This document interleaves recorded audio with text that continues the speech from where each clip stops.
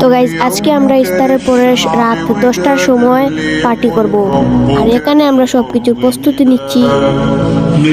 এখানে তারপর আমরা মুরগি জবাই করলাম, তারপর এটা আমরা একটা পলিথিনের উপর রাখলাম, তারপর মুরগিটাকে আমরা ভালোভাবে কেটে মশলা মাখিয়ে রেখে দিলাম। এখানে দেখতে পাচ্ছেন আমরা চুলার মধ্যে আগুন জ্বালাচ্ছি। আগুন জ্বালানো শেষ হলে এখানে আমরা কড়াই বসিয়ে দিব। এখানে আমরা কড়াই বসিয়ে কড়াইটা কিছুটা গরম করে তার উপর তেল দিয়ে দিলাম। তেল গরম করার পর তারপর আমরা মাংসও দিয়ে দিলাম, তারপর কিছু নেড়ে চেড়ে রেখে দিলাম। তারপর ভালোভাবে হয়ে যাওয়ার পর এটাকে নিয়ে আমরা ঘরে চলে আসলাম। তারপর আমরা সবাই একসাথে বসে খাওয়া দাওয়া শেষ করে আমরা সবাই ব্লগটা এখানেই শেষ করলাম। وبنيت المجد وأنشدا أنت يا ملهم شعبك أن يمر واشتكى من حققت للشعب